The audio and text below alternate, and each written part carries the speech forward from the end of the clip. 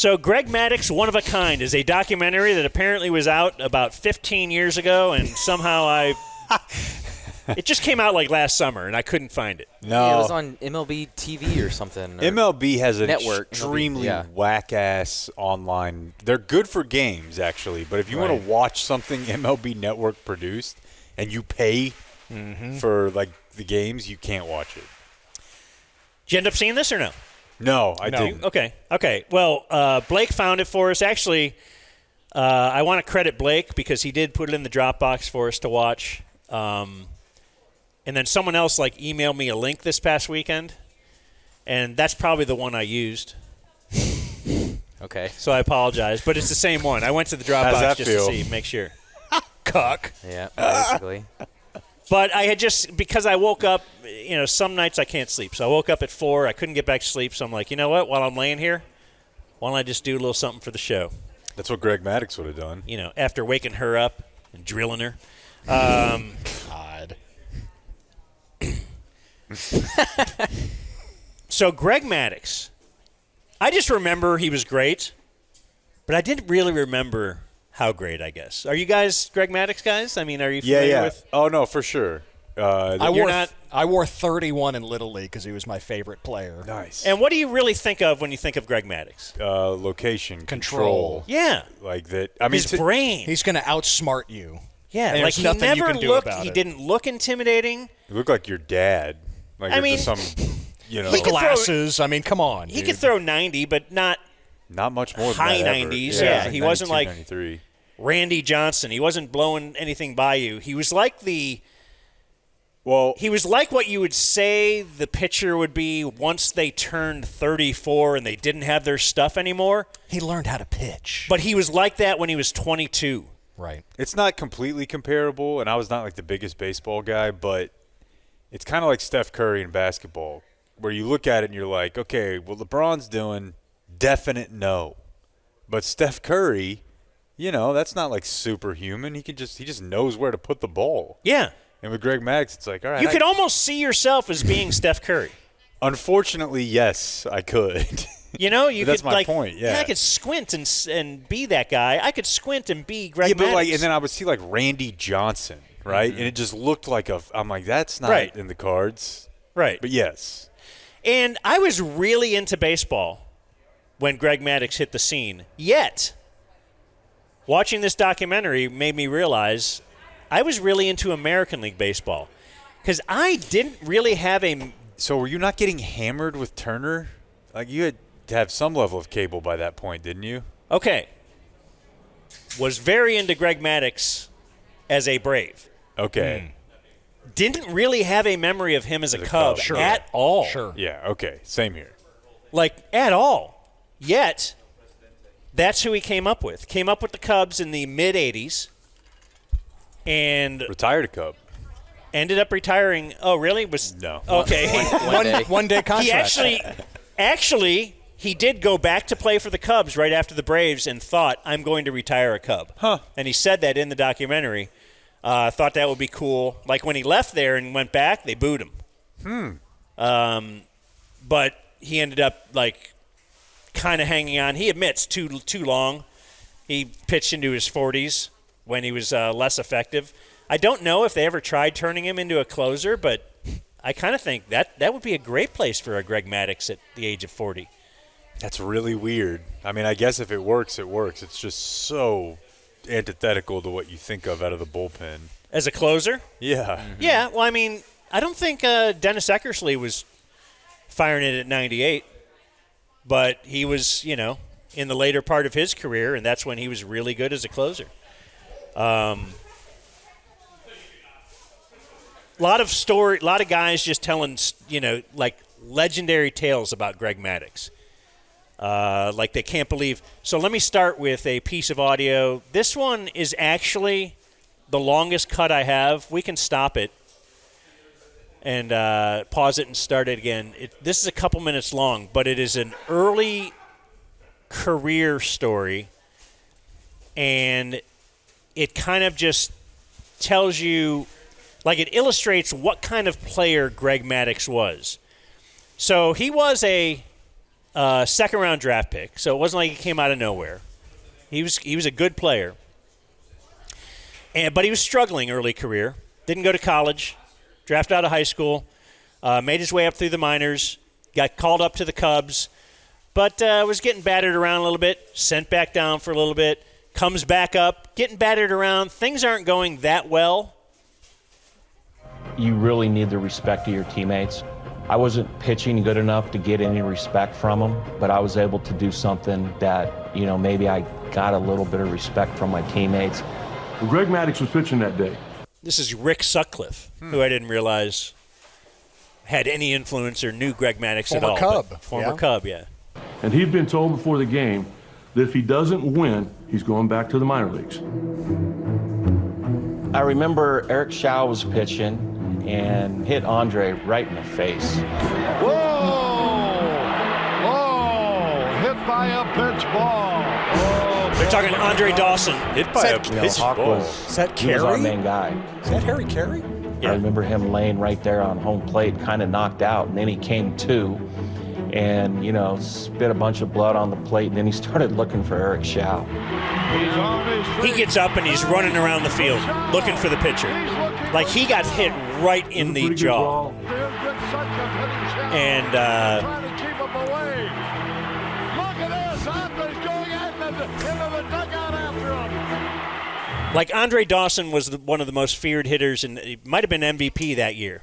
But it was during the collusion era, if you know what that is, where Major League Baseball owners decided they are not going to overpay for free agents.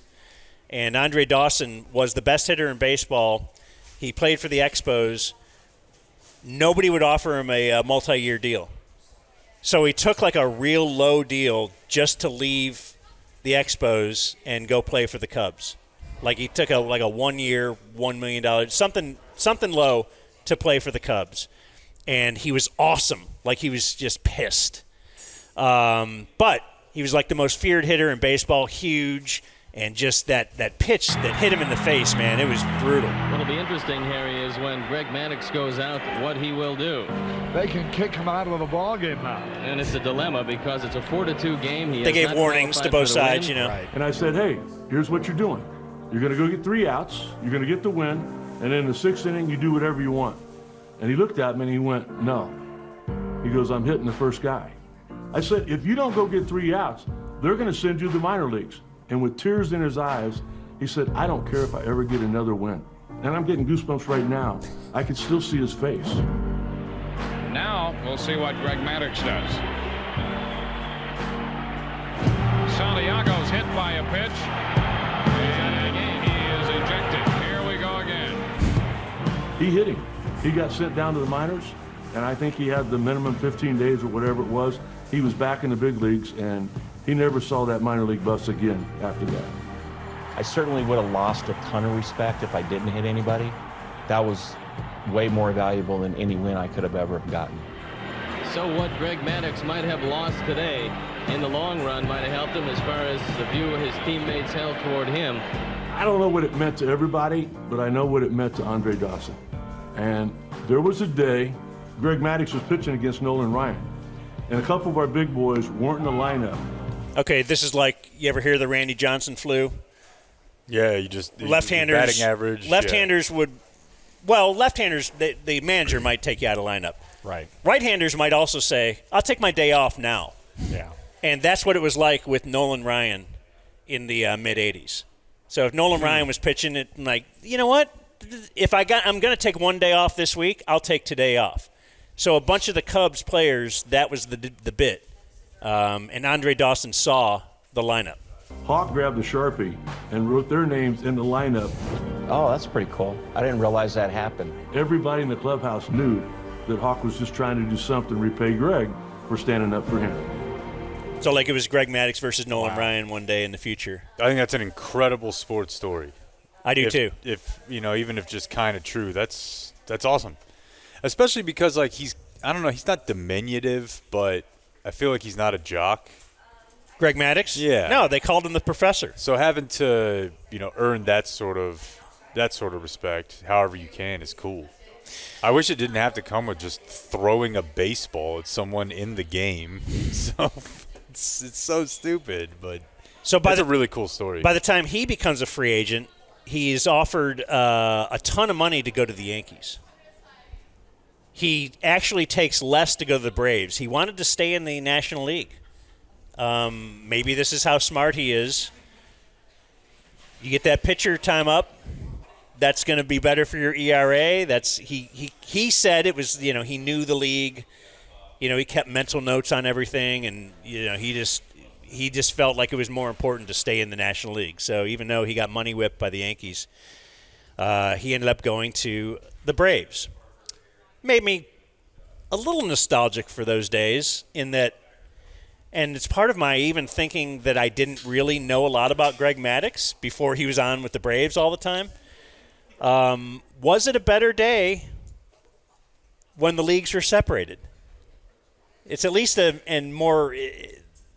very interesting that, Greg Maddux would never face the Yankees at all unless it was the World Series. And he just didn't know any players from the American League and didn't feel like he could be, that effective.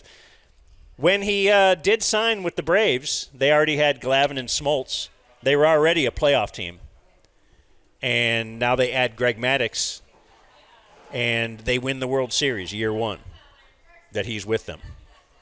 They interviewed him and Barry Bonds separately. And they did the bit where I think we started this with The Last Dance, where they would give them an iPad. Yes. And they get to watch a particular at-bat. And then they both make comments on the at-bat. That's very cool. And then they go back and forth between them. It is really, really cool because it just shows their mind, like these are the best at their respective positions going at each other. And they had legendary battles, and I don't know. It's a very, very cool watch. He would call his own pitches. I didn't cut off the audio, but it is interesting, with secret signs to the catcher, and nobody knew about it until he retired, which I find very odd that other catchers who had worked with him didn't spill the beans on that to the rest of the league, but they didn't. Maybe that's a little bond. Yeah, a pitcher-catcher bond, even if you go to another team. That's cool. You wouldn't do it, which is a little ironic because one of his catchers, Eddie Perez, said that when he was they were facing the Phillies and Mike Maddux was pitching, Greg Maddux gave him a tip that he hit a home run off of Mike Maddux. It's like F my family. But maybe that's just a catcher-pitcher thing. He only told the catcher that tip. He didn't tell it to the whole team. But he would have secret signs to the catcher where he was – it's like pool or chess, obviously, is what, you want to set things up for the future. So he's already got the whole at-bat in his head.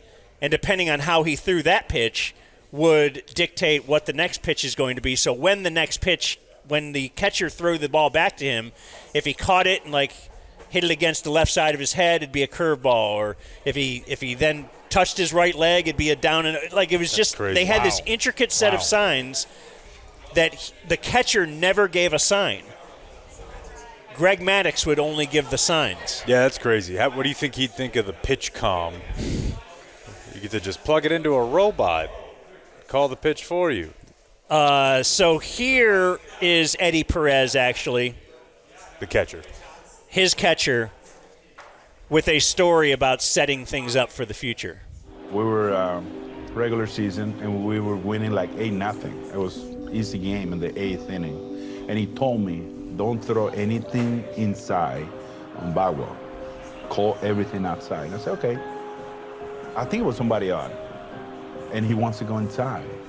And I okay, it's your game. So I went inside, called inside, and Bagwell hit 1,000-mile. Long, boy, Bagwell, way back. And I was mad, and I was like, what are you doing? And he goes, they got a good team, we got a good team. We're gonna play them in the playoff. He's gonna wait for that pitch. 3 months later, we're in the playoff, bases loaded in the 7th. We threw 3 straight changes and struck him out.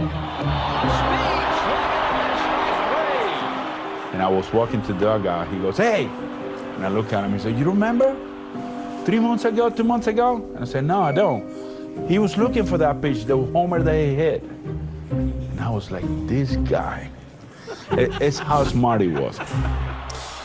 Didn't RFK give a wild press conference yesterday about how there are no more baseball players because everyone's autistic now? Which, of course, anyone who'd played baseball was responding to that like, I don't think you've ever been around baseball, bud. There. Okay, I didn't. Yeah, I saw stuff on Twitter he regarding like RFK and baseball, but I didn't know why. That's why baseball is dying. It's like, listen, baseball is not dying because of autism. Baseball is only still alive because of you think Cliff Lee wasn't autistic? Some 9-year-old out there with a 40-page notebook, like. Zach Greinke would like a word. I mean, he's the common one, but dude, it's baseball. Come on. One more story. Legendary story. This is from Chipper Jones, who was the third baseman of the Braves. It was a regular season game. And now here's Gonzalez. He's got 2 runners on here. And Bobby sent Leo out to Pitching tell coach Maddux that he wanted to walk Gonzalez. Louis Gonzalez hit Maddux pretty good. Doggy's like, nope, not going to do it. He goes, what? He goes, give me 2 pitches. I think I can pop him up to third base. He goes, I'm going to throw him a changeup down and away, first pitch. Then I'm going to throw him a cutter, middle in, and he's going to hit a pop-up to Chipper. And we're going to get out of this inning.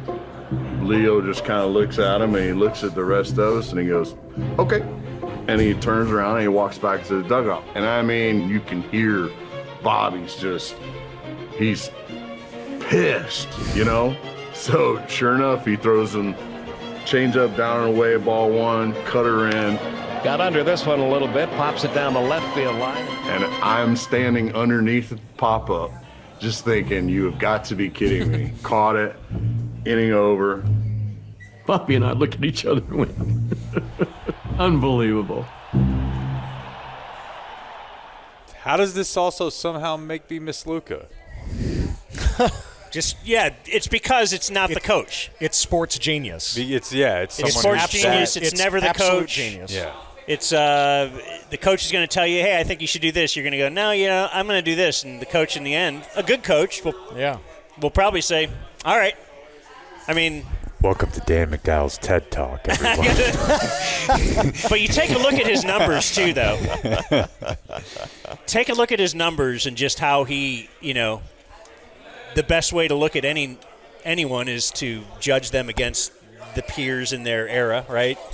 And he would lead the league in innings pitched year after year, lead the league in starts, ERA. He won, 4 straight Cy Youngs once he won that one. Actually, the last year.